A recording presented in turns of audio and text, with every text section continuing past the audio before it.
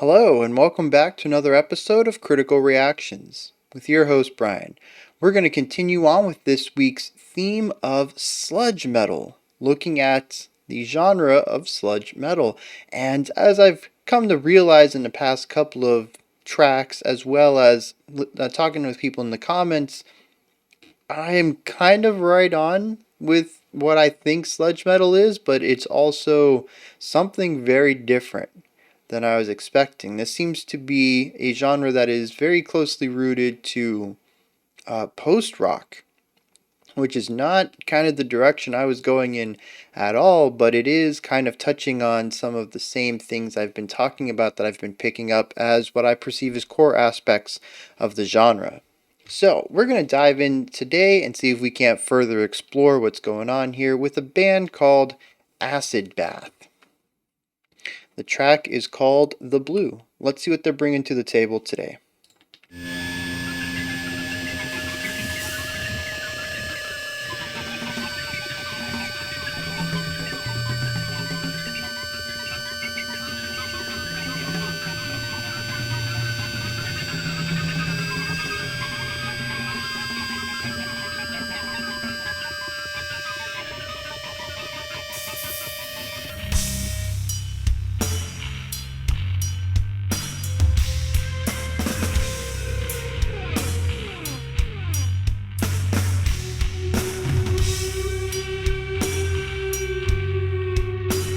Very atmospheric.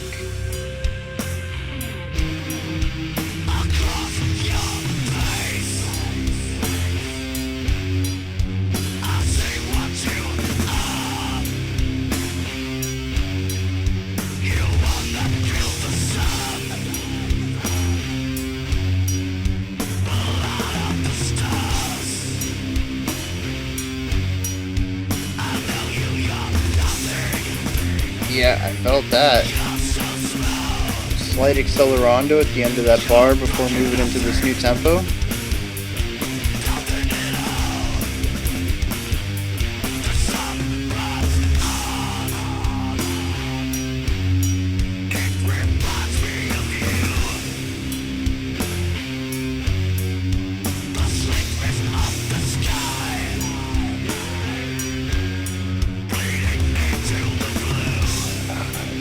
This section has a very Alice in Chains vibe to it.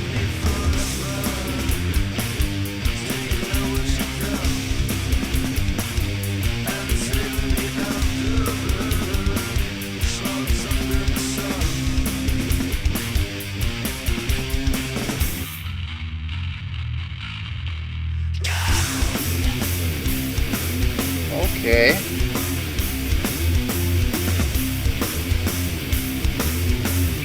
Tons of fuzz though, very static.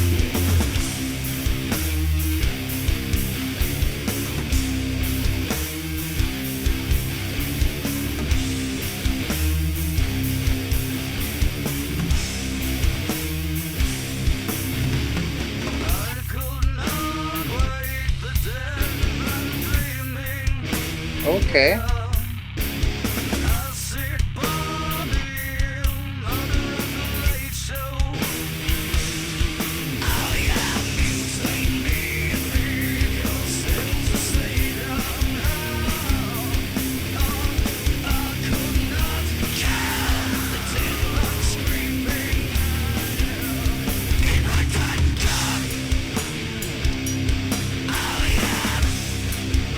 Every time I think maybe it's a lo-fi production type of thing, that ride cymbal right there, just very clear.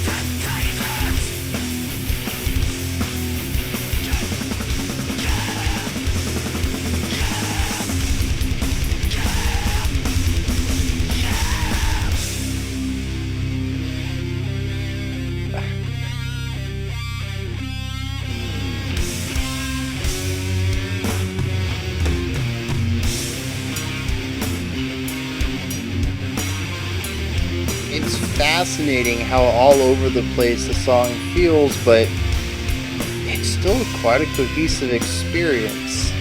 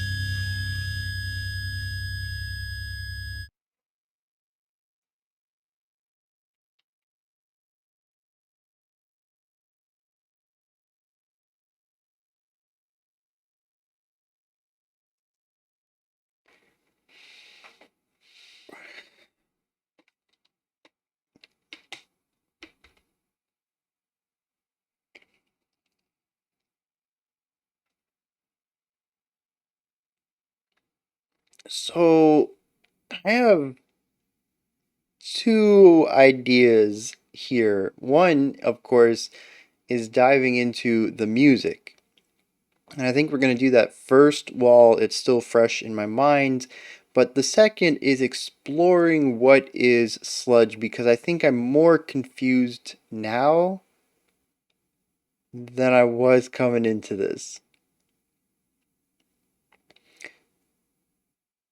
The song is created of 5 or 6 different other songs. As far as I see it, there's a lot of sections in here. All of them have their own tempo, their own vibes, their own styles, even. We shift guitar tones, we shift vocal deliveries, we shift drum styles, drum patterns that are kind of tied to different genres.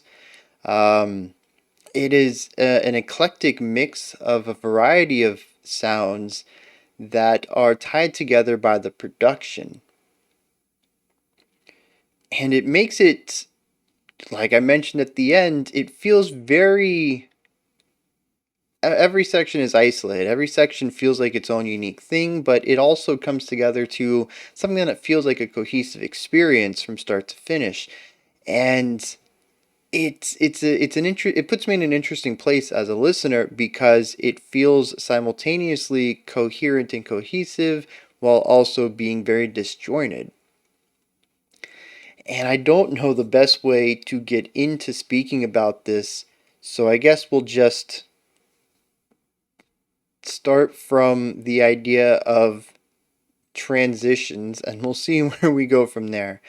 Um, like I said, there's a lot of sections in here though, and the thing that I think makes it feel disjointed the most is the way that we transition between these different ideas. It's not necessarily that there are wild tempo changes or guitar tone changes or vocal delivery changes or drum pattern styles. Like all of that can change up through a song and not have this disjointed element, but it's to me a lot of it comes from the transition or kind of lack thereof. For a majority of these styles are just put bar to bar.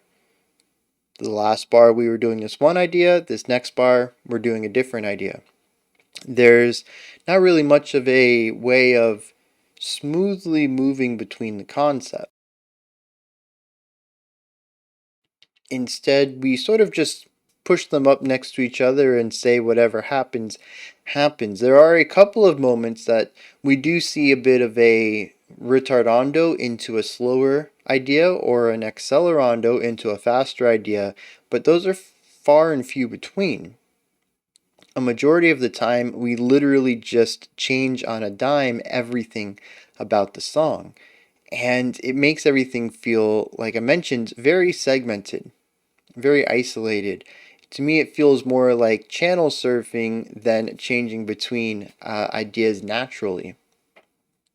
And, like I said, it's not all the time. There are a couple of moments that we have those nice um, tempo-based transitions. And I guess I should have clarified. A retardando is just a slowing down of tempo, gradual, over time. And an accelerando is a speeding up. And we had a couple of moments where we changed the tempo gradually a beat or two beats prior to the hard change. But I think those are really the only ways and even moments of when we actually saw any sort of idea of tying these ideas together musically, compositionally.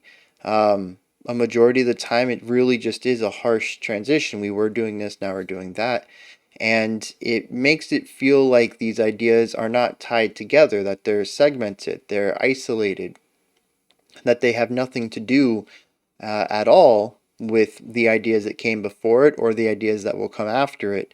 And that's for better or worse. As usual, these are just tools in a toolbox. You can have harsh transitions like this. They create specific vibes, they tell specific stories, and they can be used to support thematic concepts that you want your song to explore. I'm not saying that every transition needs to be smooth, but at least for me, this feels segmented on a first listen, not knowing what the song is about yet. And I also didn't really connect with too much of the song emotionally or thematically. It really just sounded like a series of events. So, not having looked at the lyrics yet, I don't really see if there's any reasoning behind all of these harsh transitions. It just feels like channel surfing where I'm at right now, having explored the song with a single listen. So we have that element that kind of separates everything, but then there's also vocal delivery. We have artificially compressed cleans, which is just clean singing with a lot of fuzz or distortion put on top of it, compression even, all done digitally though. Not done acoustically, not providing the compression in the vocal cords, but doing it with, the audio workstation, the engineer or the producer putting it in. We also have some that are just a hair bit more on the clean side, with a little bit of what sounds to me as natural grit, kind of removing a little bit of that digital fuzz. But then there's also yelling and screaming, a fry scream, I think, and there's even some more, what feels like,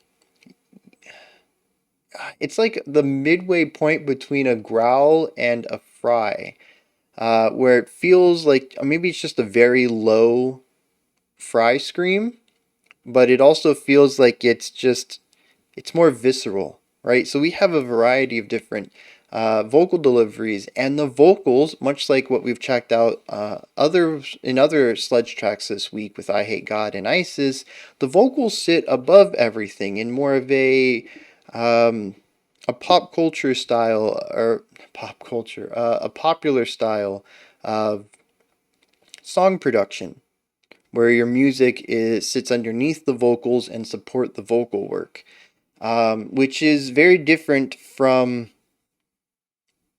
post rock, which, I really thought, listening to the comments and talking with people about it, it was like, yeah, I can kind of see how this is related to post rock. But after listening to the song, I'm like, maybe not. I don't see it here in particular. I saw it a little bit more with I Hate God and ISIS, but even retrospectively, listening to this and kind of laying down some of the key ideas that I'm still associating with the genre, I don't know, the post rock ideas kind of fallen apart for me. And And that's not to say that people who have told that to me are wrong. Just I'm not seeing that connection there. It could be very true that sludge metal evolved from post metal. Um, I'm just not seeing that connection in the limited exposure I've had with both of the genres. Um, but yeah, so the vocals are above everything, and so they're getting a bit of the spotlight. And to me, there's a lot of variety in it. And what that does is it provides a lot of contrasting elements through all these sections. And since it's what the ear is naturally drawn to first, because it is given that spotlight, it's given the extra edge in the mix. It has a little bit more volume, and it's on top of everything. The producer made sure that it is heard. Um, it makes each section feel very different.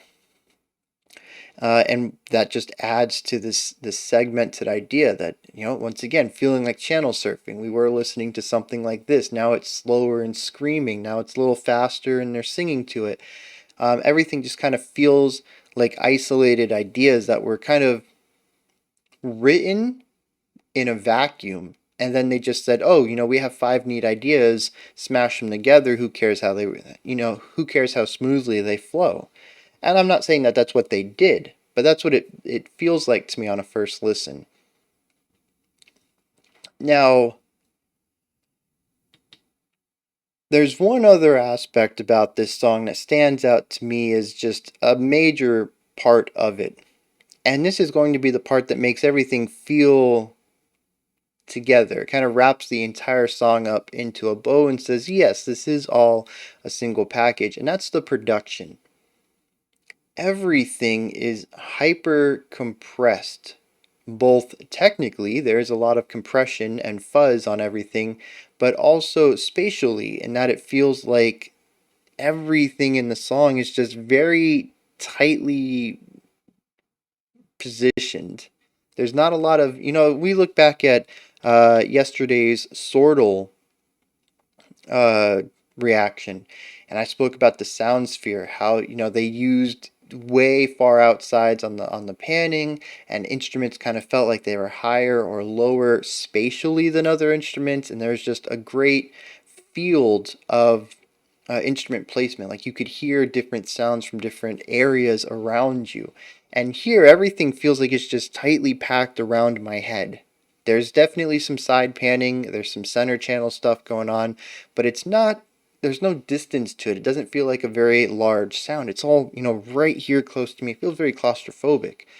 And this is something I've talked about with the other two tracks this week as well, pertaining to sludge. It's possible that the genre is one that just doesn't favor um, technical production in that manner. And again, tools in a toolbox. I'm not saying that more technical production is always better, but it is an aspect that you can use to differentiate your song or to achieve specific effects. And here, really making everything feel claustrophobic, bringing everything in close to the listener, it has a very specific effect. It feels very in your face, it feels very confrontational, it feels very immediate, right? And all of those aspects are going to craft or help craft specific atmospheres and emotions that they want to tie to the song. And I think it works.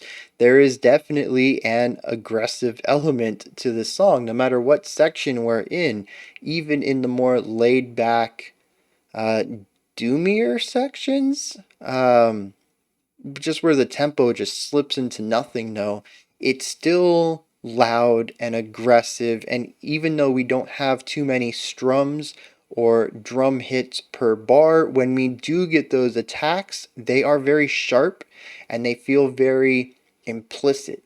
It's just, here's the next note. Here's the next note. There's this emphasis on every strike, every beat, that has this element of aggression to it. And we mix that with all the fuzz, right? And just kind of giving the idea that these instruments, whether it's the guitars or the bass, that bass was fuzzy. That was a very distorted bass. We'll get onto that in a moment. But man, the drums and even the vocals, they are all being played or sung at such a high volume that they are clipping. They are cracking and distorting the sound. That's what every aspect of this song sounds like. It is a very aggressive, playing louder than your equipment can handle kind of vibe.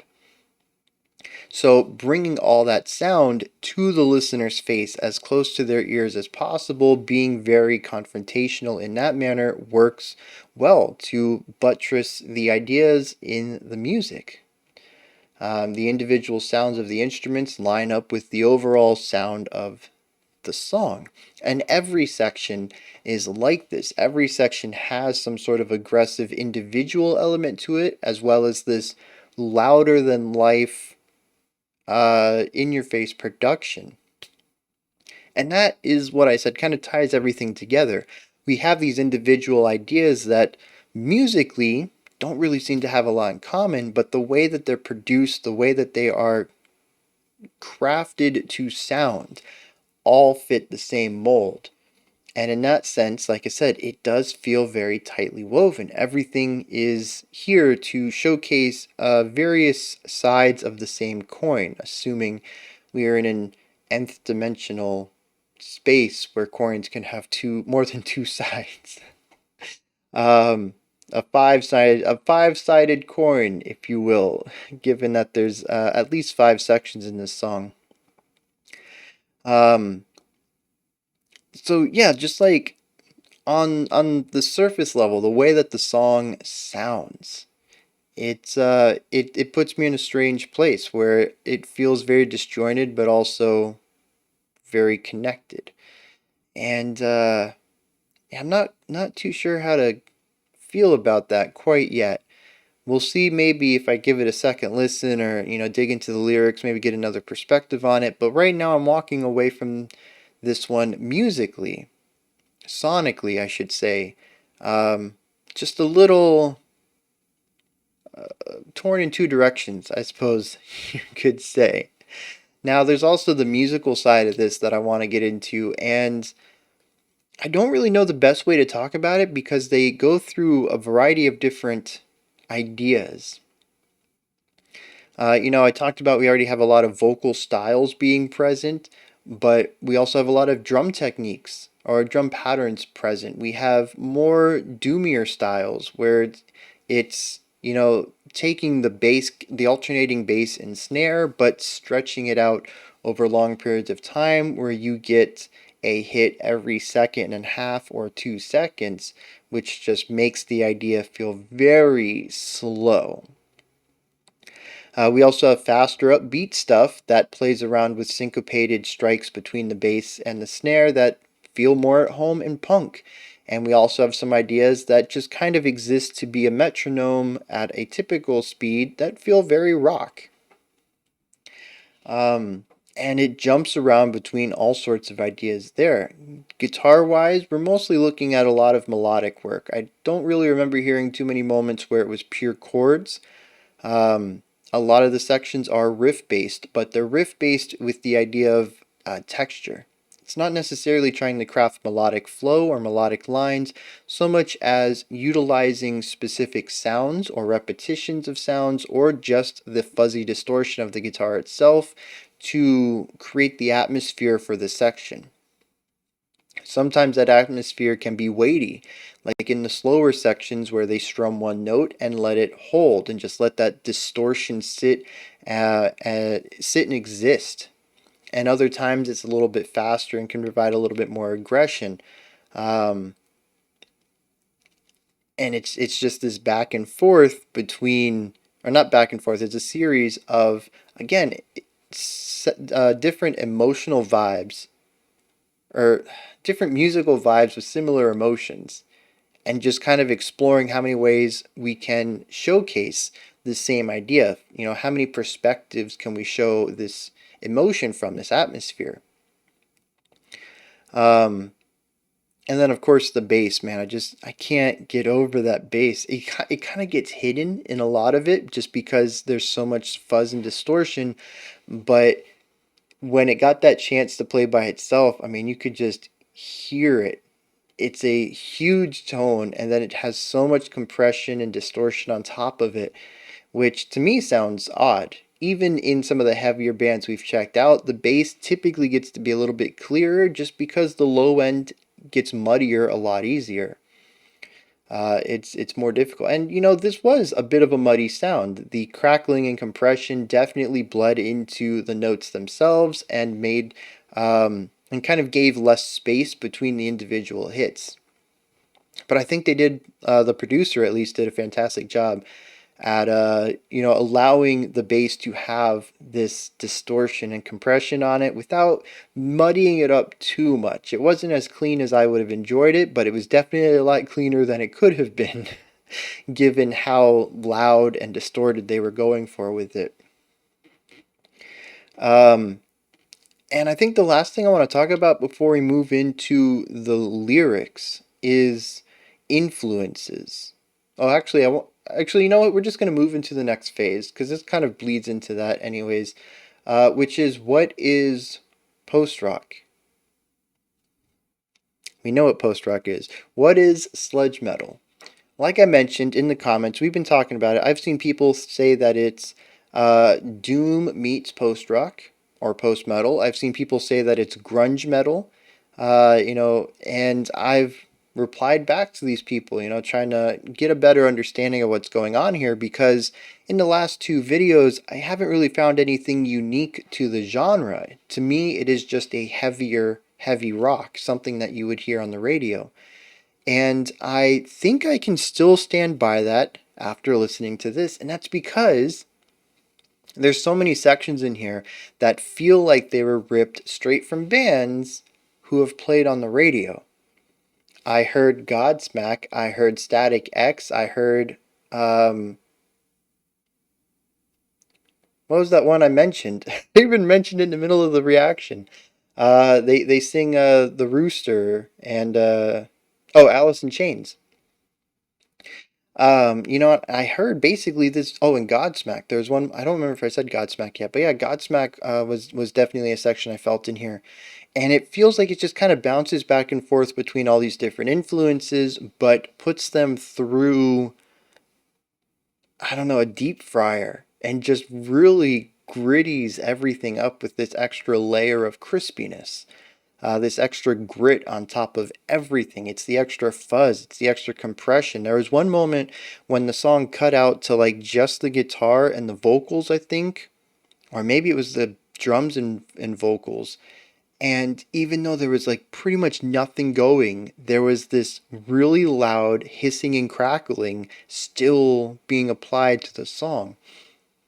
It feels like the entire song itself, not just the instruments, not just the vocals, not any specific aspect, but the song itself has a layer of compression put on it. Um, it is just a very gritty, dirty sound. And, thinking back on the last two tracks, I kind of think that this is what I envision Sludge to be. It is heavy rock with extra. Well, actually, I've said that before. Heavy rock with extra grit. A little bit of extra oomph that would make it not viable for radio presence. And I still stand by that. I hear a lot of heavy rock influences, but there's extra screaming, there's extra distortion, there's extra muddiness, and at least in this case, it's a bit lower fi. And I've brought that up in the past couple of tracks as well, that, it kind of goes for that wall of sound, singular sonic entity kind of vibe, but that I can still hear everything individually. And I'd say for the most part that's present here too, but they really lean more into that wall of sound vibe. I can still individually pick everything out, but it is a bit more difficult for me to do so. That fuzz that kind of brings everything together is a lot stronger in this track than in the other two we've checked out. And from that angle, I can kind of see it leaning back into that post-rock branch that a couple of people have brought up in the comments. And I mean, production-wise, yeah, Yeah, I could put this close to post rock, but musically, when I think of post rock, I think of a lot of repetition. And while we did hear a little bit of that in ISIS, I don't really remember too much of it in I Hate God. And of course, here we're just channel surfing all the time. So that repetition to lay into a vibe is kind of not the focus of this. And this could also just be an offshoot of that initial offshoot from post rock. Genres are very, very malleable, very fast moving. They're prone to experimentation. We've even seen wide distinctions between genres, such as jazz fusion and metalcore, which have two very different styles of music that are both under the same umbrella, just because the style evolved in a specific direction and it wasn't different enough to warrant a new genre title, I suppose. Whereas, no, I guess that's it. They didn't differentiate enough to get a new genre title, but at least to my ears, they're very different styles. Um, and I almost wonder if that's kind of what happened here, where sludge metal encompasses quite a large variety of styles that all kind of fit within the same vibes, but musically can be very different. In that case, I guess it might even be close to black metal, which is more, to my ears, more of a production style than a musical element. You can make a lot of things blackened, and black metal itself is kind of just blackened thrash or extreme metal in some cases.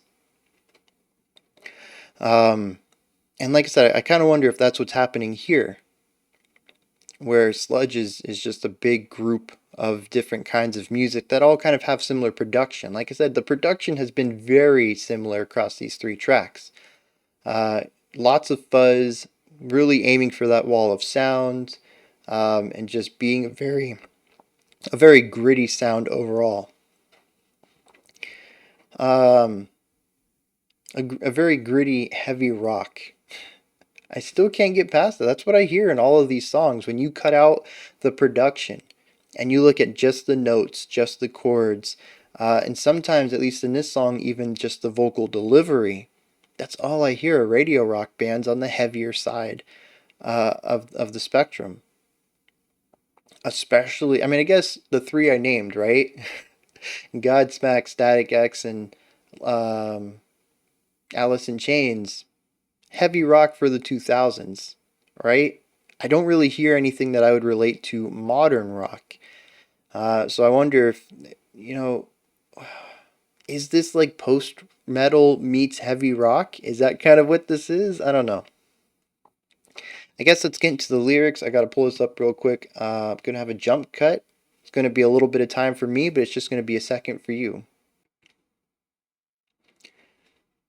These are some of the strangest lyrics I've read in a while. It's either the ramblings of a madman or quite possibly some of the deepest metaphorical, profound writings known to man. Across your face, I see what you are. You want to kill the sun, blot out the stars. I know you, you're nothing. You're so small, you're nothing, nothing at all.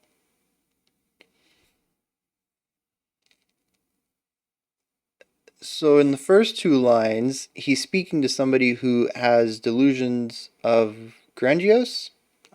Seems to have these very large ambitions, but then accuses them of actually being nothing. They're so small that they're nothing. They have no chance of achieving these dreams. It says the sun burns on. It reminds me of you.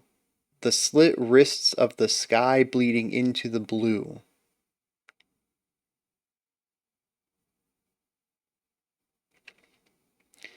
This opening line, to me at least, reads that this other person didn't achieve their goals. The sun continues to burn on, and it reminds me of you. You wanted to destroy it, and you didn't. I'm reminded of you in that manner. He says the slit wrists of the sky bleeding into the blue. And it I got nothing here. I really don't. Unless this other person committed suicide and looking at the sun reminds them of this other person because they ended their life before they achieved their goal, and the sky reminds them of this suicide. I don't know. That is a weird line. And he says, "We twist beneath forever. Do you know what you've done? Ants in the afterbirth, slugs under the sun." The sun just, it keeps popping up everywhere, and I have no idea the relevance of it. I can look at typical metaphorical uses of the sun in that it's the center of our universe. It's an extremely important star. It's a very powerful star. Like, we can look at some of these aspects of its import. Um, I don't know, man. I could not wake the dead man dreaming. Acid party. Murder at the late show. Mutate me and breed yourself a savior.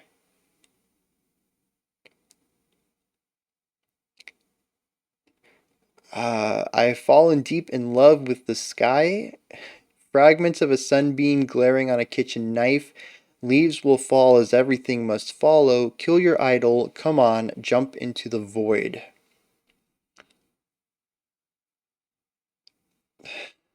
Everybody whispers where birds fall dead. I smell the yellow sickness churning inside your head. Wiping flecks of foam twisting with rabies. Bloody we run through the field of dead daisies. And then we repeat the idea of the ants in the afterbirth and him falling in love with the sky. And I mean, I'm just gonna call it. I don't know what's going on here at all. It definitely seems to be a bit scatterbrained, but there's also these reoccurring ideas: the sun, the sky. Um,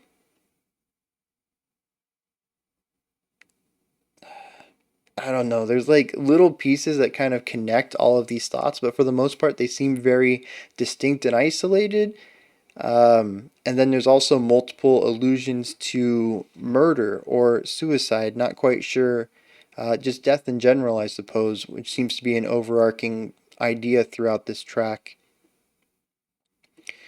And I don't know. It feels very stream of consciousness, especially some of these ideas. I smell the yellow sickness churning inside your head. Like, what does that mean in isolation? What is this a metaphor for? What is the yellow sickness kind of idea? And it almost sounds like word salad at moments.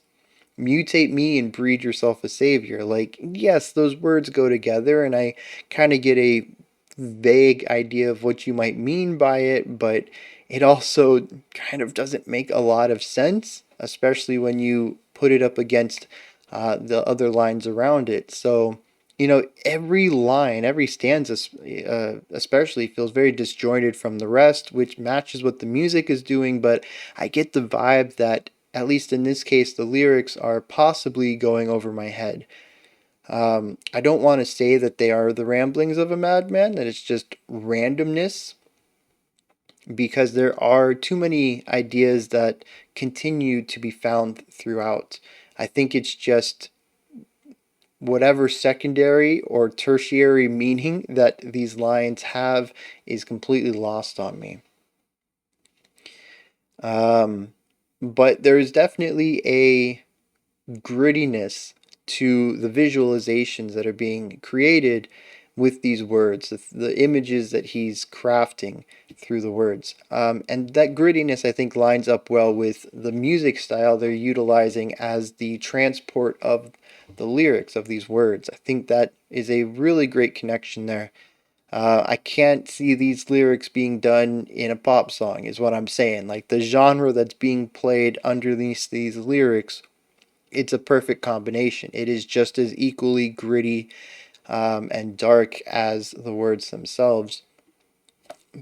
But aside from that, I don't really have much of a way to understand what's going on, much less tie it back to the music. So this is where you guys come in. Hit me up with your thoughts on this track. If you agree with me, disagree with me, anything you would like to add, and if you have any insight into what these lyrics might mean.